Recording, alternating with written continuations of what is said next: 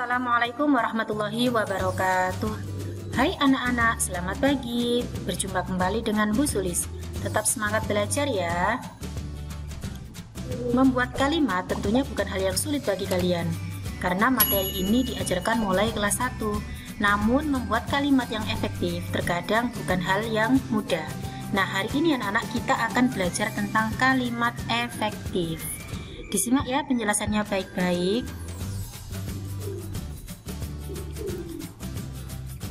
Kalimat efektif adalah kalimat yang disusun berdasarkan kaidah penulisan yang berlaku, sehingga mampu menyampaikan pesan, gagasan, dan perasaan kepada orang lain sesuai keinginan penulis.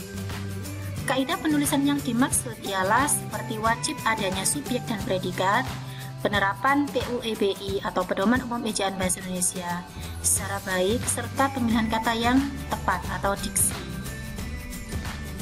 Apa saja ciri-ciri kalimat efektif? Ciri yang pertama yaitu memiliki unsur utama sebuah kalimat, minimal terdiri dari subjek dan predikat. Yang kedua, sesuai Pedoman Umum Ejaan Bahasa Indonesia atau PUEBI. Yang ketiga, sistematis. Yang keempat, tidak boros. Yang kelima, tidak bertele-tele. Yang keenam, tidak ambigu atau menimbulkan penafsiran ganda. Yang ketujuh, penggunaan diksi atau pilihan kata yang tepat. Kalimat efektif harus memenuhi beberapa persyaratan, antara lain yang pertama, kesepadan struktur, yang kedua, keparalelan atau kesejajaran, yang ketiga, ketegasan, yang keempat, kehematan kata, yang kelima, kecermatan, yang keenam, kepaduan gagasan, dan yang ketujuh adalah kelogisan bahasa. Nah, mari kita bahas satu persatu tentang persyaratan sebuah kalimat itu bisa dikatakan efektif. Untuk persyaratan yang pertama yaitu kesepadanan struktur. Kesepadanan dalam sebuah kalimat merupakan keseimbangan antara gagasan dan struktur bahasa yang dipakai. Ciri kesepadanan struktur itu bisa dilihat dari yang pertama, kalimat tersebut memiliki subjek dan predikat yang jelas. Kejelasan kalimat dapat dilakukan dengan menghindari pemakaian kata depan di, dalam, bagi, untuk, sebagai, tentang, mengenai, menurut, dan lain-lain. Jadi di dalam sebuah kalimat, ya hindari menggunakan kata depan di sebagai awal kalimat, karena itu menyebabkan kalimatnya menjadi tidak efektif. Yang kedua, tidak memiliki subjek yang ganda.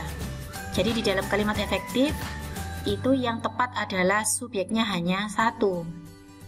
Yang ketiga, kata penghubung antar kalimat tidak dipakai pada kalimat tunggal. Yang keempat, predikat utama tidak didahului oleh kata yang. Nah, untuk lebih jelasnya, mari kita lihat contoh persyaratan kalimat efektif yang kesepadanan struktur. Coba dilihat kalimat ini anak-anak ya. Bagi semua peserta diharapkan hadir tepat waktu. Nah, kalau dilihat strukturnya, kalimat ini merupakan kalimat yang tidak efektif. Kenapa? Karena ini anak-anak, karena di awal kalimat menggunakan kata bagi. Nah, ini membuat kalimat ini tidak efektif. Lalu bagaimana yang tepat? Nah, yang tepat adalah semua peserta diharapkan hadir tepat waktu. Jadi kata baginya dihilangkan. Contoh yang kedua, dia yang pergi meninggalkan saya. Nah, kalimat ini juga tidak efektif. Ya, kenapa? Karena dilihat ini predikatnya di sini adalah kata-kata pergi, ya, pergi. Nah, sebelum predikat ini diawali dengan kata yang. Nah, maka kalimat ini bukan termasuk kalimat yang efektif. Nah, lalu yang benar bagaimana?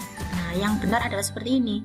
Dia pergi meninggalkan saya. Jadi kata yang di sini dihilangkan. Ini kalimat efektif. Ini tadi juga ya. Berikutnya masih tentang kesepadanan struktur. Nah, perhatikan contoh ini. Pembuatan laporan ini kami bekerja sama dalam tim.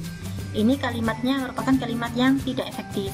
Ya, kenapa? Karena di sini terdapat subjek yang ganda, yaitu pembuatan laporan ini. Ya, kemudian kami. Nah, ini ada dua subjek. Lalu yang benar bagaimana? Nah, yang betul seperti ini. Laporan ini kami buat dengan bekerja sama dalam tim. Ini merupakan kalimat efektif. Contoh berikutnya, Andi datang agak terlambat sehingga ia tidak diperbolehkan mengikuti pelajaran. Nah, di sini termasuk kalimat yang tidak efektif juga. Kenapa? Karena di sini menggunakan penghubung antar kalimat tunggal. Jadi ini sehingga ini merupakan penghubung antar kalimat tunggal. Lalu bagaimana yang benar? Andi datang terlambat sehingga ia tidak diperbolehkan mengikuti pelajaran. Jadi sebetulnya ini tidak perlu IT ya, ini adalah bentuk kalimat efektifnya. Berikutnya, persyaratan kalimat efektif yang kedua, yaitu keparalelan atau kesejajaran. Maksudnya bagaimana? Keparalelan atau kesejajaran itu artinya kesamaan bentuk kata atau imbuhan yang digunakan pada kalimat tersebut. Nah, sebagai contoh, kemarin Dinda mengerjakan pekerjaan rumah seperti menyapu, memasak, dan cuci baju. Ini adalah contoh kalimat yang tidak efektif. Kenapa? Karena imbuhan yang dipakai di sini yaitu tidak sama bentuknya. Ini menggunakan imbuhan menyapu, memasak. Nah, sedangkan di sini cuci baju. Lalu yang benar bagaimana? Nah, seperti ini. Kemarin Dinda mengerjakan pekerjaan rumah seperti menyapu, memasak, dan mencuci baju. Nah, inilah bentuk yang benar. Selanjutnya, persyaratan kalimat efektif yang ketiga yaitu ketegasan.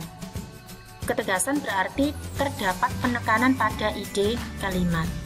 Contoh, dosen mengharapkan agar mahasiswa yang membuat karya ilmiah sesuai dengan kemampuan pada dirinya. Nah, kalimat ini tidak efektif anak-anak. Kenapa? Karena kurang penekanan pada ide kalimat. Lalu yang efektif bagaimana?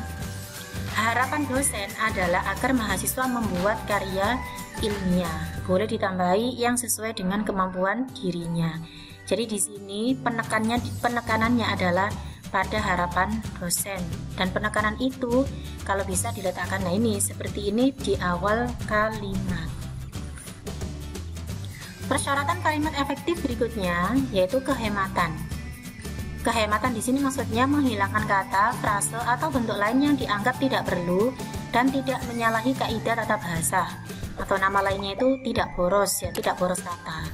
Contohnya, ini karena dia tidak masuk sekolah, dia tidak mengumpulkan tugas. Di sini termasuk kalimat yang tidak efektif. Kenapa? Karena tidak hemat kata atau boros. Ya, di sini kata dia ini ada pengulangan ya. Sebetulnya kalau dihilangkan satu ya, ini kan tidak mengubah arti atau tidak menyalahi kaidah tata bahasa. Sehingga yang benar seperti ini ya. Karena tidak masuk sekolah, dia tidak mengumpulkan tugas. Nah, ini adalah bentuk kalimat efektifnya. Contoh berikutnya, para tamu-tamu duduk di kursi. Ini juga merupakan contoh kalimat yang tidak efektif. Kenapa? Karena ini termasuk kata-kata yang tidak hemat ya, kalimat yang tidak hemat ini. Para tamu-tamu. Para di sini itu kan artinya ya. Tamu-tamu di sini tuh artinya kan banyak tamu. Kemudian para tamu ini juga artinya banyak tamu. Sehingga kalau di sini para tamu-tamu duduk di kursi, ini merupakan kalimat yang tidak efektif karena termasuk pemborosan. Jadi yang benar bagaimana? Nah, bisa seperti ini. Para tamu duduk di kursi. Atau bisa juga tamu-tamu duduk di kursi. Nah, ini memiliki arti yang sama. Para tamu dengan tamu-tamu. Persyaratan kalimat efektif yang kelima yaitu kecermatan. Kecermatan di sini maksudnya tidak menimbulkan tafsiran ganda atau ambigu serta menggunakan pemilihan kata yang tepat. Contoh, nah ini ya, siswa sekolah yang terkenal itu mendapatkan nilai terbaik. Nah, di sini ini bisa menimbulkan penafsiran ganda. Siswa sekolah yang terkenal. Ini yang terkenal itu siapa? Sekolahnya kah atau siswanya? Nah, ini kan akan menimbulkan penafsiran ganda, menimbulkan dua arti. Maka yang tepat bagaimana? Siswa dari sekolah yang terkenal itu mendapatkan nilai terbaik. Nah, kalau begini kan jelas. Jadi, ya, yang terkenal di sini adalah sekolahnya, bukan siswanya. Tidak menimbulkan penafsiran ganda. Contoh berikutnya,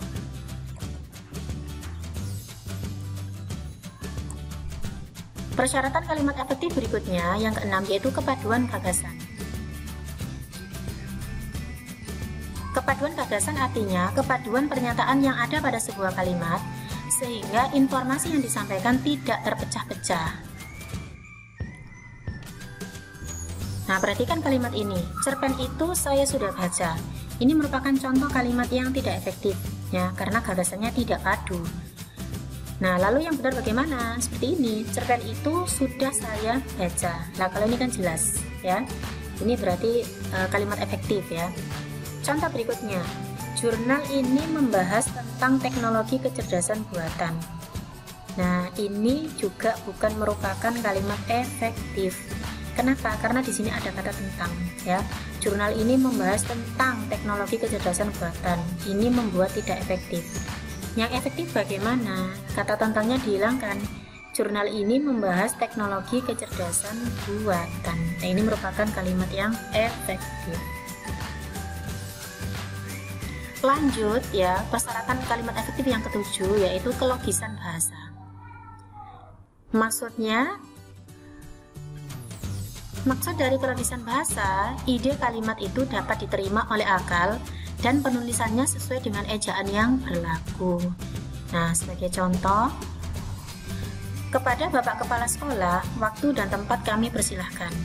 Nah, di sini tidak logis anak-anak ya. Ini bukan kalimat yang efektif karena tidak logis. Ya, yang seharusnya dipersilahkan itu adalah Bapak Kepala Sekolah, bukan waktu dan tempat. Nah, sehingga kalimat yang benar ya, kepada Bapak Kepala Sekolah kami persilahkan. Ini yang tepat. Contoh berikutnya, untuk mempersingkat waktu, mari mulai mengerjakan tugas ini. Ini juga merupakan kalimat yang tidak efektif. Kenapa? Karena tidak logis. Waktu itu tidak bisa disingkat.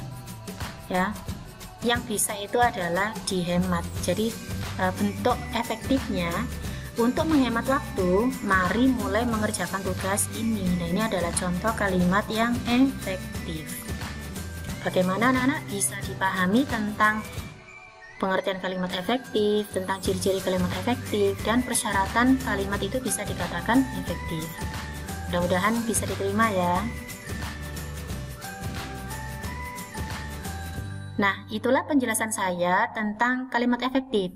Mudah-mudahan penjelasan singkat ini bermanfaat untuk kalian dan bisa dimengerti.